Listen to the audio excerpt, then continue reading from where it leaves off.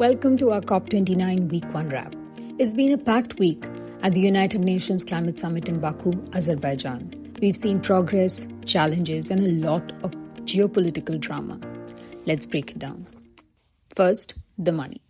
Negotiators made some headway on the new collective quantified goal, or the NCQG.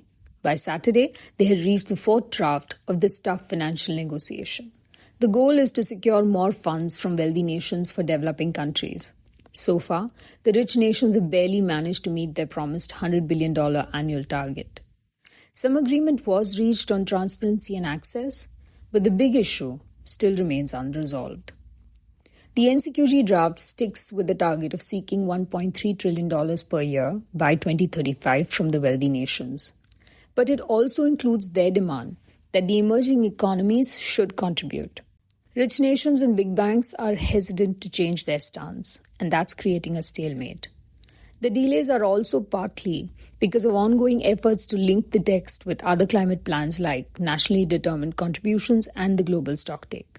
The efforts to double adaptation finance have slowed down as NCQG talks took center stage. Negotiators spent the week aligning this goal with the Paris Agreement and on focusing on access and how the funds would be used. Expect tough debates on specifics next week. On Saturday, India voiced strong concerns over the lack of progress on the Mitigation Ambition and Implementation Work Programme, or the MWP, and opposed efforts by developed countries to broaden its scope beyond past agreements. India has aligned with the like-minded developing countries, the Arab group, and African negotiators.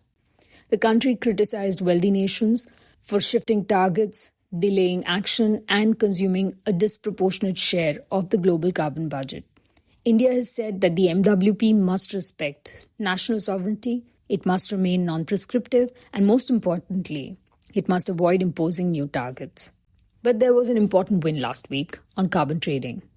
That came with the finalizing of a framework for creating and trading UN-backed carbon credits under Article 6.4 of the Paris Agreement. Now, this could unlock $250 billion in climate finance. But critics worry that this process was rushed and it could lead to weak regulation.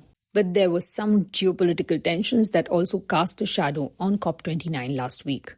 The re-election of US President-elect Donald Trump brings uncertainty over the future of American climate commitments.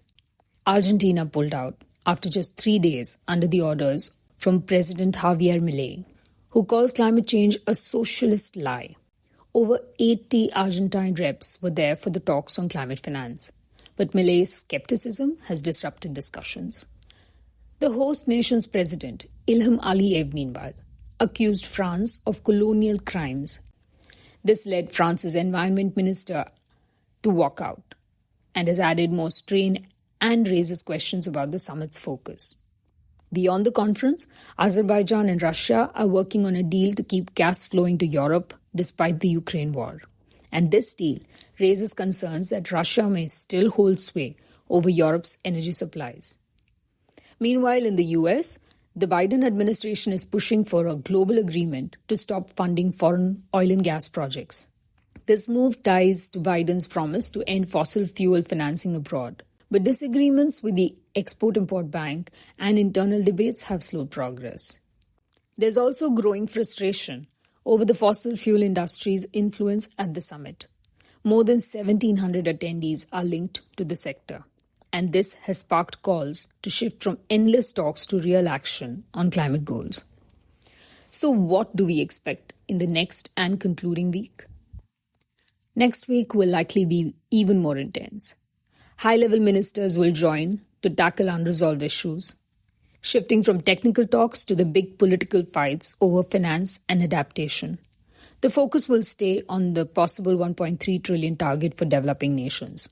But geopolitical issues like Argentina's exit and Trump's influence will keep tensions high. Activists are also ramping up pressure for real action. That's our wrap for week 1 of COP29. We'll be back next week with more updates. Thanks for listening.